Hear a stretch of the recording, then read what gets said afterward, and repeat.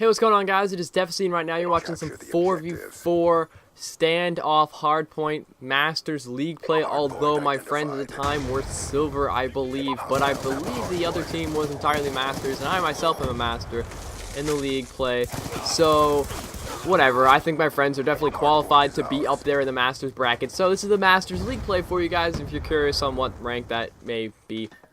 This is probably one of the most intense games we've had in a while. I really dislike the idea that I can't, or I don't often have the capability of recording while I play live, because one, theater mode blows, and you're gonna see that in this video, particularly because it lags a little bit, and it just, I don't know, just no guns have any recoil, and it's awful. Theater mode is just awful. I mean, it's good if you absolutely must have a way of recording games that you otherwise wouldn't be able to have, like myself, or if like you didn't capture it live and you're like, oh my god, something amazing happened and you want to go back and get it. But I think theater mode is more for making the machinima type videos and stuff like that. Otherwise, it's always best to record live, although I really wish I had that capability, because my brother's usually always on the computer when I'm not, and so that capability of recording is just unable to do so, and so I don't have that benefit. But I do have the gameplays for you guys, and I recently purchased the $2 Mega Space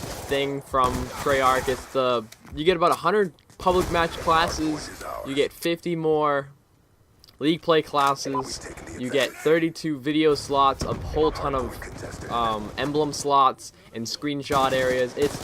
I used it more for the league play. I think just the $2 alone for 50 league play classes is all I really wanted, because I don't really use more than 10 classes for public matches. Although now that I have 100 slots, I may get a little bit creative and go kind of wild, have a little more fun with the game, because I do play a lot to get that W, although I'm playing with friends a lot more, so we're fooling around a lot more, and so I may just end up using some of those things while just kind of fooling around and making like a whole list of silly classes, and then end up getting some decent gameplay and then switching it up for you guys, so you're not always seeing the MSMC, which is what I used almost all the time, or the Remington, which I've been using a lot more recently, because I like getting in there either in kill confirmed or hardpoint or whatever, just getting in there and being aggressively objective gameplays for you guys, and just awesome kill streaks. Not kill streaks, but like, I mean kill streaks too, but like, I mean like quad feeds. I've been getting a ton of those things. Those are awesome.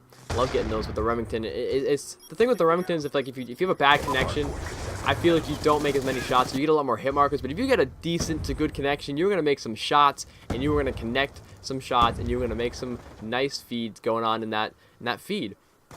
And so this gameplay is super intense, and I'll tell you why. And I don't want to spoil anything, but it comes down to a 1-point differential. And let me tell you, we were pretty neck and neck throughout the entire game, and I didn't play as well as I was hoping to play.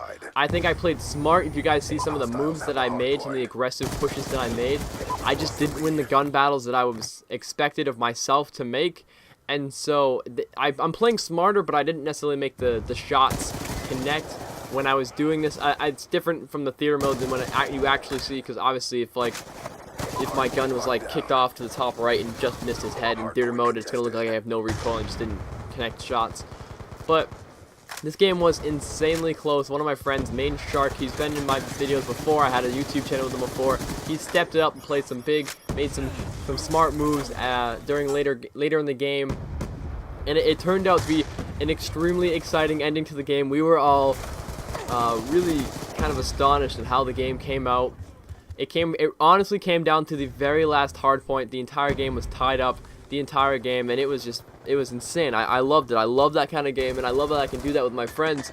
So right now I'm just kind of hoping that I have the availability to record live, because I would like to capture their voice as well as mine. So if we have like a really intense live commentary like this one would have been, then I would like to record that, or have the capability of recording that, and so I'd have a variation in gameplay content for you guys, because I think I'm a lot better at this, you know, kind of post gameplay commentaries as opposed to live commentaries. Because if I were to do a live commentary by myself, like let's say I hopped in a free-for-all match and tried to commentate while I was playing the game, I would be dead silent the entire game, because I literally, if I'm by myself, I don't really communicate, and I'm just so focused on the game that I can never kind of think of what to talk about, as well as playing the game and focusing on that. Otherwise, I'll either miss shots or I won't talk. And so it's one or the other. I don't think rarely will I ever come across a point where I get both. Although I realize that, not realize, but I come to notice that when I'm with my friends, the conversation is definitely a lot more active, although I feel like now we're communicating because we're doing league play a lot more, which I think is great. Now I have 3 friends that are doing league play, but I have 1 friend who's not on as much, which is perfectly fine. The social life is totally acceptable. I would actually very much enjoy being in his position where he would have a pro-choice social life if he so choose to have one, and so that was totally jumbled up. But the point of this whole thing is that we are communicating, and by that I mean we're doing more callouts and like team-orientated callouts and communication as opposed to just general conversation. But we do have a lot of general conversation as well. But I feel like we're communicating better as a team, and we're not really a team. We've been playing for years together, but we haven't really done anything competitively. So I think that's really cool. It's a nice little twist we have going on. But whenever we kind of not do so hot in league play, after a while, if we start to notice that 1 or 2 of the players aren't doing so hot, and then we kind of lose a couple times in a row, we'll hop right into party games. We'll do some sticks and stones or some sharpshooter, and that brings the morale right back up. And it's a lot of fun. In fact, I was playing sticks and stones with my friend Team America. That's right, patriotic over here. We were playing some sticks and stones, and we were. It's just I was never really good at sticks and stones before, especially in Black Ops 1. But since Black Ops 2, I don't know if it's just because I'm more accurate in general, like I'm better with just making shots, or if the weapons of choice are just easier to shoot with as opposed to Black Ops 1. I know the Tomahawk I think is a little harder to hit with than Black Ops 1. My friend Team America had a Batman class, and so he was non-lethal in the sense that he would use ballistics knife, tomahawks, and a riot shield. Actually, I don't even know if he can equip the riot shield. But that's the kind of thing that he would do just for fun during domination, because you could still win without getting any kills. In fact, we've done that before too. Once, I think. Actually, no, we killed one guy because he was going to get a nuclear, and I think that was in Modern Warfare 2, 3, I don't know. It was one of the ones with a nuclear, so it wasn't Black Ops. Actually, no, yeah, that's right, because Black Ops had the Moab, and that was ending the game, that was just killing everybody. But yeah, so we were playing Sticks and Stones, and it is so intense because you literally, there were times where I had the lead and he had the lead, he had second place, and he would throw a tomahawk and it would miss, and then bam, the game would end. And it is the most intense thing. And then we're like, all right, you want to go? Like, let's take this out of party games. Let's bring this to custom games, 1v1 style, Nuketown 1v1 Sticks and Stones. Except we changed the melee so that the melee wouldn't give you points, so that you wouldn't have the urge that if you were in danger that you would have to kill the other person. So basically, the only incentive to melee somebody was that if you were like out of ammo completely and you were in a dire need of survival and had a risk at being tomahawked, and so you didn't want to chance that, and so you wanted to just end the guy's life, collect the ammo that he shot, and try to go at it again.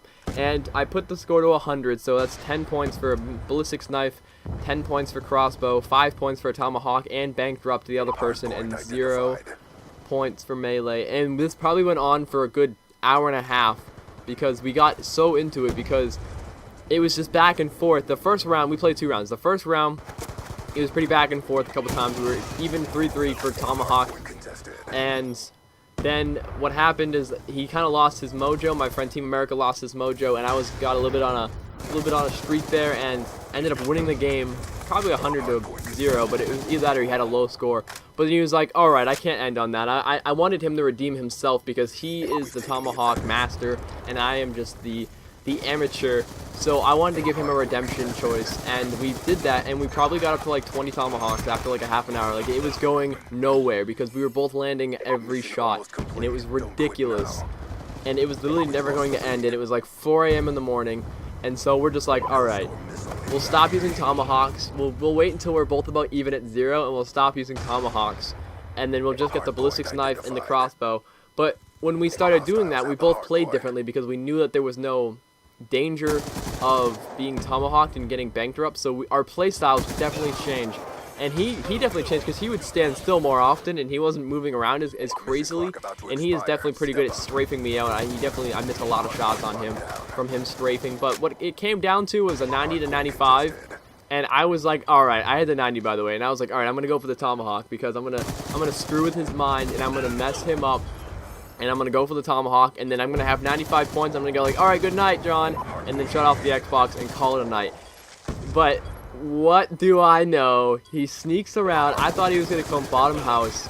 And he came up top house, jumped off the balcony, and tomahawked me before I had any chance to react. And it was just a sight to behold. And anyways, guys, he won. He redeemed himself. Thanks for listening. Thanks for watching. This is the end of the video. Anyways, guys, party games, it's fun if you need a break. Have some fun with it. Thanks for watching. Have a nice day, guys. Adios.